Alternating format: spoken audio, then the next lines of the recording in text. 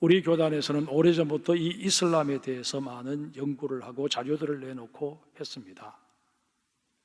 언젠가 기회가 되면 이슬람에 대해서 한번 설교를 해야 되겠다, 그런 생각을 가지고 있던 차에 이번 성지순례를 통해서 바로 이때가 이슬람을 우리 성도님들에게 알려야 할 때다, 그렇게 생각을 하고 오늘 이슬람과 관련된 설교를 하게 된 것입니다.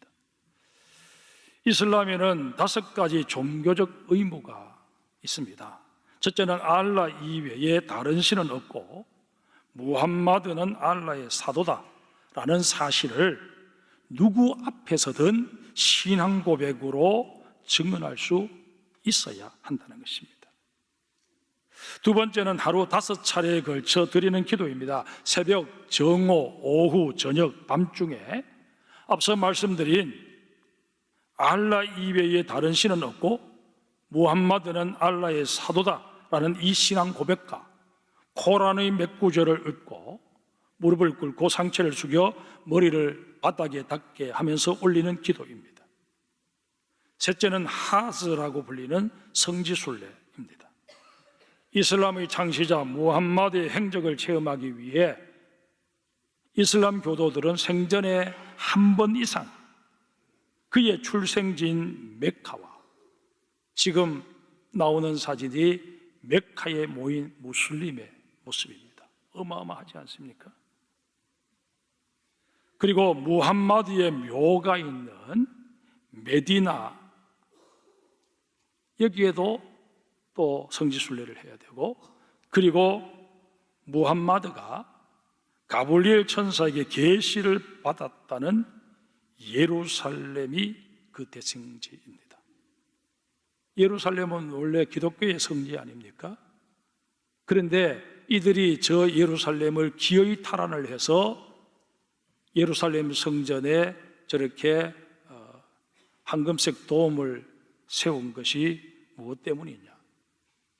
자신들의 교주인 무함마드가 저기서 계시를 받았다고 믿기 때문입니다. 자신이 다녀올 수 없으면 다른 사람이라도 자신이 경비를 되어서 다녀올 수 있도록 해야만 한다, 그렇게 규정하고 있습니다. 넷째는 금식입니다. 이슬람력으로 9번째 달인 라마단 기간이 되면 해가 뜬 후 해가 지기까지 일절 음식을 먹지 않습니다. 무함마드가 가브리엘 천사에게 코란을 받은 신성한 달이라 여겨서 이 달에 그렇게 라마단을 지키는 것입니다. 마침 우리 일행이 이스탄불에 도착했을 때가 라마단 기간이었는데 금식을 하느라 사람들이 밖으로 나오지 않아서 거리가 아주 한산해서 순례하기에는 쾌적한 환경이었습니다. 5째가 자선입니다. 원래는 가난한 자를 돕기 위한 기부 행위였는데 세월이 흐르면서 자신이 이슬람 교도임을 입증하는 하나의 공식처럼 되었고, 훗날에는 수입의 25%를 국가에 바치는 공납이나 세금의 성격으로 변질이 되었습니다. 이런 종교적 특성이야 이슬람을 다종교다, 우리가 그렇게 규정해버리면 크게 우리가 관여할 문제가 아닐 것입니다. 그런데 문제는 이슬람이 표방하는 종교적 교리의 상당 부분이 반기독교적이거나 비성경적이라는 사실입니다. 우리가 이슬람을 기독교 이단 중에 하나로 보고 우리 교단의 이단 사이비 대책위원회에서 이 이슬람을 연구하고 이에 대한 병폐를 전국 교회에 연구 자료를 배분하는 이유가 바로 여기에 있습니다. 좀 더 구체적으로 살펴보면 그 첫 번째가 하나님에 대한 이해입니다. 기독교는 하나님을 사랑의 하나님이라고 고백하며 믿습니다. 이에 반해 이슬람 교도들은 알라를 믿는데 그 알라에게서는 사랑의 개념을 전혀 찾아볼 수 없습니다. 이슬람의 경전인 코란에는 사랑이라는 단어 자체가 없습니다. 두 번째는 경전의 차이입니다. 우리 기독교에서는 코란을 그 어떤 경우에도 기독교와 관련된 책으로 인정하지 않습니다. 하지만 이슬람에서는 무함마드에게 계시된 것과 그보다 앞서 계시된 것을 신앙해야 된다 하는 가르침에 따라서 구약 성경 중 모세 오경, 창세기, 출애굽기, 레위기, 민수기, 신명기 이 5권과 다윗의 시편, 그리고 신약 성경 중에서는 복음서 4권을 받아들입니다. 단 전제가 있습니다. 코란이 성경의 내용을 포함해서 이전에 있었던 모든 계시를 완결짓고 그 모든 것을 초월하여 최고 우위에 있다, 그렇게 가르칩니다. 무슨 말인가 하니 성경의 내용과 코란의 내용이 배치될 경우 코란의 내용이 맞다는 그 얘기입니다. 세 번째는 예수님의 신성에 관한 이해입니다. 우리 기독교에 있어서 예수님은 하나님의 아들이시면서도 동시에 하나님과 동등한 분이십니다. 또한 참 신이시자 참 인간이십니다. 그러나 이슬람에서 예수님은 무함마드 앞에 온 여러 예언자 중 한 사람에 불과할 뿐이고 무함마드야말로 최후의 예언자, 가장 위대한 예언자라고 가르칩니다. 예수님의 신성을 부인하니 예수님의 동정녀 탄생이나 대속의 십자가 죽음도 부활도 다 인정하지 않습니다. 네 번째는 인간과의 관계입니다. 우리는 하나님을 아버지라 부르며 늘 내 곁에 계신 분으로 이해합니다. 반면에 이슬람에서는 알라는 인간 세계와는 전혀 무관하게 존재하는 심판자로 이해합니다. 따라서 이슬람 교도들은 우리 기독교인들이 하나님을 아버지라고 부르는 것도, 예수님이 인간의 몸을 입고 이 땅에 오신 하나님이시라고 말하는 것도 다 신성모독으로 간주해 이슬람 교도가 기독교로 개종하는 자체를 신성모독이라 간주해서 그 어떤 행위보다도 엄하게 처벌하고 있습니다. 다섯 번째, 믿음의 뿌리에 관한 것입니다. 코란에서 소개하는 이브라힘이라고 하는 인물, 이게 이슬람 교도들은 아브라함이고 그 아브라함의 첫째 아들 이스마일이 자신들의 조상이며 그 이스마일을 통해서 적통이 이어졌다, 그렇게 주장합니다. 그런데 코란과 성경을 비교해 보면 성경에 기록되어 있는 아브라함은 결코 코란에 기록된 이 이브라힘과 동일한 인물이 아니라는 것입니다. 구체적인 예를 들어보면 성경에서는 아브라함의 아버지가 데라라고 그렇게 기록되어 있는데 이 코란의 이브라힘의 아버지는 아사르로 기록되어 있습니다. 또한 아브라함은 사우디아라비아 메카에 간 일이 전혀 없습니다. 그런데 코란에는 이브라힘이 메카에서 이스마일과 함께 카바라는 신전을 건축했다고 전하고 있습니다. 여러분, 창세기를 읽어보면 아브라함의 아들 이스마일 역시 그 어머니 하갈과 함께 이스라엘의 남쪽 지방인 바란 광야에 거처를 정하고 살았다, 그렇게 증언하고 있습니다. 심지어 창세기 25장에서는 이스마일의 후손들조차도 하일라에서 아수르로 통하는 애굽 앞 술 지역에서 거주했다, 그렇게 밝히고 있습니다. 이런 지명들은 사우디아라비아와는 아예 동떨어진 그런 곳들입니다. 그러기에 동일한 인물일 수 없다는 것입니다. 그럼에도 불구하고 이들은 자신들의 조상은 아브라함이다, 그렇게 말하며 모리아 산에서 아브라함이 성경에는 이삭을 바쳤다고 되어 있는데 그때 바쳐진 아들이 이삭이 아니고 이스마엘이었다. 그렇게 말하면서 자신들의 정통성을 부각하려고 시도합니다.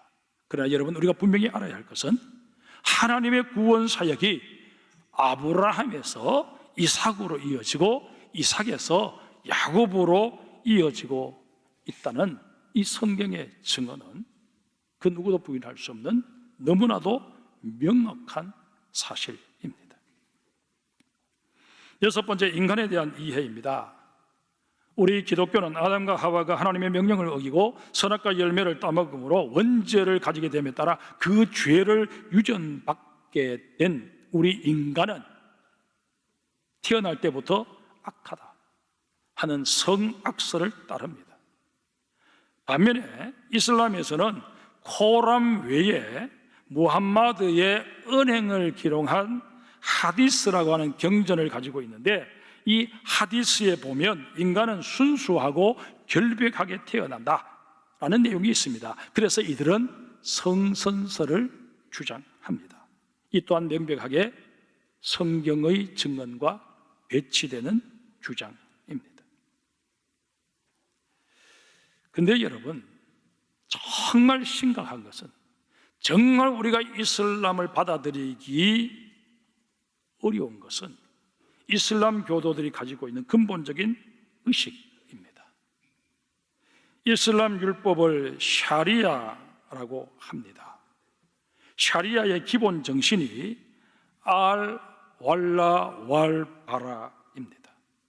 무슨 말인가 하니 이슬람 교도끼리는 국적, 성별, 피부색, 인종, 언어, 신분 관계없이 사랑하고 존경해야 하지만 이슬람 이외의 종교를 가진 자들은 국적, 성별, 피부색, 인종, 언어, 신분과 관계없이 절대로 존경하거나 사랑하거나 친절을 베풀거나 돕거나 친구로 사귀어서는 아니 될 뿐더러 철저하게 미워하고 대적해야 한다라는 그런 뜻입니다. 가르침이 이렇다 보니 정통 이슬람 교도들이 다른 문화권 사람들과 평화롭게 공존하며 산다는 것은 사실상 불가능합니다. 제가 이런 말씀을 드리면 여러분들 중에 내가 알고 있는 이슬람 종교를 가지고 있는 사람이 있는데 그 사람은 한국 사회에 잘 적응하고 아주 유한데 그렇게 말씀하실지도 모르겠습니다. 나중에 말씀드리겠습니다만은 이들은 자신들의 힘이 약할 때는 평화로운 입장을 취합니다. 그러나 자신들이 힘을 가지게 되면 자신들이 어떤 영향력을 행사할 수 있는 그런 자리에 이르게 되면 곧바로 본색을 드러내게 됩니다. 또 하나 문제가 되는 것은 이들의 세계관입니다. 이들에게 있어서 세상은 두 부분으로 나뉘어져 있습니다. 한쪽은 이슬람 교도가 살 수 있는 다르 알 살람, 곧 평화의 집이고 또 다른 한쪽은 다르 알 하릅, 전쟁의 집입니다. 이 전쟁의 집편에 우리 기독교를 위해서 유대교, 불교, 힌두교, 배하교, 라마교, 유교 등등 이 땅에 존재하는 모든 종교가 다 포함됩니다. 이렇다 보니 이슬람 교도들은 설교나 강연을 통해 계속 반복해서 지하드, 곧 알라를 위한 전쟁을 강요받게 되는 것입니다. 지구의 반이 전쟁의 대상이라는 것입니다. 따라서 이들은 일반 윤리 기준에 근거해서 사는 게 아니라 전시 행동 지침에 따라 삽니다. 전시에는 적을 사살해도 살인으로 여기지 않고 정당방위로 간주하지 않습니다. 심지어 무고한 사람을 죽여도 불가피한 일로 받아들입니다. 이들은 알라를 위해 싸우다가 죽는 것은 순교다 그렇게 말하며 순교자는 천국에서 72명의 처녀들의 시중을 받게 된다 그렇게 가르칩니다. 실제로 이 이슬람 군인들의 막사 안에 가보면 거기에 순교자를 이렇게 받들고 있는, 시중 들고 있는 이런 두 명의 처녀들의 그림이 그려져 있다고 합니다. 이 이슬람 전사들은 그 그림을 보면서 내가 이 거룩한 전쟁에서 순교하게 되면 천국에서 저런 대접을 받을 수 있겠구나, 그렇게 생각하며 계속 자기 자신에게 순교자가 되어야 한다는 그런 생각을 주입시킨다는 것입니다. 그래서 여러분, 이슬람 교도들은 자기 목숨을 그냥 파리 목숨처럼 여기며 자살 테러를 마다하지 않는 것입니다. 그런가 하면 무함마드가 처음 이슬람을 창시해서 그 세력이 미비했을 때는 종교는 강요해서는 안 된다라고 가르쳤던 게 맞습니다. 하지만 그 세력이 점점 강해지자 이 땅에는 두 개의 종교가 존재해서는 아니 된다라고 가르치면서 특히 유대교와 기독교는 변질한 경전을 가지고 있는 가장 사악한 무리이기에 어디서 발견하든지 살해하라라고 명령하고 있습니다. 이런 사실은 이슬람의 종주국인 사우디아라비아의 국기만 보아도 알 수 있습니다. 저 국기를 보면 저기에 이상하게 새겨져 있는 저게 아랍어로 자신들의 신앙 고백문입니다. 저 신앙 고백을 받아들이지 않으면 죽이라는 메시지를 담기 위해 아래에 칼을 새겨 놓은 것입니다. 그런가 하면 이슬람 교도는 이슬람 교도가 아닌 자는 더러운 존재다 하는 나제스 사상을 가지고 있습니다. 이런 까닭에 아무리 배가 고파도 이슬람 교도가 아닌 사람이 주는 음식은 받아먹지 않습니다. 포로나 제수를 끌고 갈 때도 그 사람이 이슬람 교도가 아니면 신체 접촉을 하지 않고 막대기를 잡고 따라오게 합니다. 불결하다고 여겨서 그러는 것입니다. 이외에도 이슬람 교도가 아닌 사람은 사악한 짐승과 다를 바 없기에 절대 친구로 사귀어서는 안 되며 죽여도 죄가 되지 않는다고 가르칩니다. 여러분, 이슬람 교도들은 타크피르라고 하는 문화를 가지고 있는데 중범죄를 저지른 자나 배교자 또는 이교자를 죽여도 무방한 사람으로 간주합니다. 누군가가 타크피르를 외치면 둘러선 사람들이 돌과 몽둥이로 배교한 사람에게 집단 린치를 가하는 장면을 여러분 외신을 통해서 간혹 보셨을 것입니다. 이게 바로 타크피르 문화입니다. 지금 화면에 보시는 저분은 이슬람에서 기독교로 개종한 목사입니다. 배교자로 간주해서 염산을 뿌려서 시력을 다 잃은 그런 상태입니다. 이런 행동을 하고도 전혀 죄의식을 느끼지 않습니다. 알라의 이름으로 심판하는 것이다, 그렇게 생각할 뿐입니다. 이슬람 교도들이 기독교인들의 처소인 교회에 망할을 저지르는 것도 같은 이유에서입니다. 정리하면 이슬람은 종교 집단이라기보다는 세계 정복을 꿈꾸는 정치 집단으로 보는 게 오히려 타당할 것입니다. 이런 까닭에 이슬람은 본문 12절에 기록된 대로 우리가 그 관계를 파악하고 대적해야 할 통치자들과 건세와 세상 주관자들에 해당합니다. 마귀의 하수인이라는 것입니다. 이슬람은 오일머니와 거짓 교리로 세상을 미혹하고 있습니다. 또한 극단주의 이슬람 교도는 잘못된 교리에 호도되어 잔인성과 폭력으로 세계 평화를 위협하고 있습니다. 여기에는 우리나라도 예외일 수 없습니다. 그러기에 그 누구보다도 그리스도인 된 우리가 깨어 철저하게 대비해야 합니다. 정말 하나님의 전신갑주를 덧입고자 더 기도와 말씀 생활에 정진할 뿐만 아니라 길과 진리 되신 예수님께서 명하신 대로 땅끝까지 복음을 전하는 일에 더 힘써야 합니다.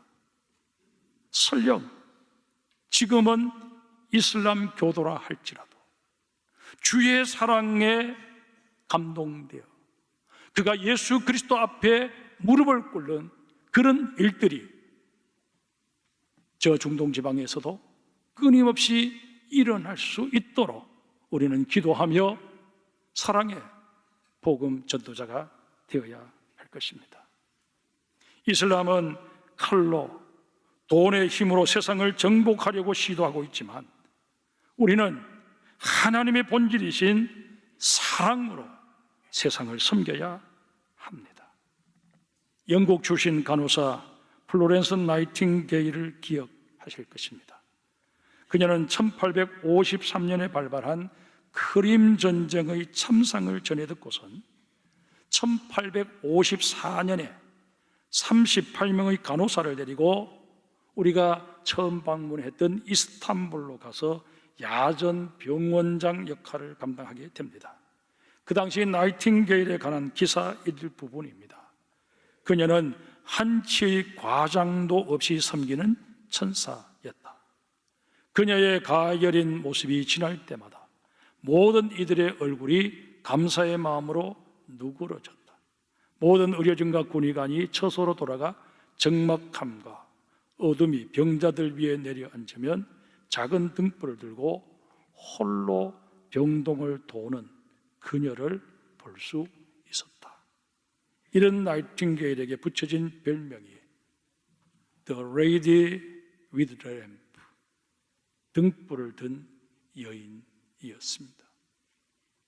주님께서 우리에게 너희는 세상의 빛이다 말씀하십니다. 우리는 사랑의 등불을 들고 정말 어둠 속에서 잘못된 진리가 진리인 양 착각하며 살아가고 있는 많은 무슬림에게 주의 복음을 전하고자 하는, 정말 주님께서 땅끝까지 이르러 내 증인이 되어줬으면 좋겠다 하는 그 말씀 앞에 거룩한 떨림을 가지고 아멘으로 하답하는 우리 모두가 되어야 할 것입니다. 여러분, 결국 세상을 이기는 것은 사랑입니다. 오늘 저녁에 필리핀 몬탈반에서 쓰레기 마을 아이들을 돌보고 있는 주일중 선교사님이 오셔서 선교 보고를 하실 것입니다. 성지순례 중에 4월 7일 주일 예배를 그리스 아테네의 한 호텔에서 드리면서 제가 설교 중에 주일중 선교사님의 사역을 소개했습니다. 공부방을 꾸려야 하는데 돈이 필요하다 하는 얘기를 했더니 순례팀에서 공부방 마련에 필요한 헌금을 작정해 주셨습니다. 그 사실을 알게 된 순례팀 외에 몇몇 성도님들도 동참해 주셨다는 얘기를 들었습니다. 이 또한 이번 성지순례의 아름다운 열매라 생각합니다. 우리는 사랑으로 지구촌의 이웃들을 섬겨가야 합니다. 예수님께서 체포되시던 밤에 베드로가 칼을 빼들고 저항했을 때 예수님께서 뭐라고 말씀하셨습니까? 내 칼을 도로 칼집에 꽂으라. 칼을 가지는 자는 다 칼로 망하느니라. 당장은 이슬람이 기세를 올리는 것처럼 보일지 모릅니다. 그러나 결국에는 사랑을 표방하는 우리 기독교가 승리할 것입니다. 사랑으로 세계를 섬기는 것, 이것이 바로 우리 기독교가, 우리 장성교회가 추구해야 할 복음 선교의 방향입니다.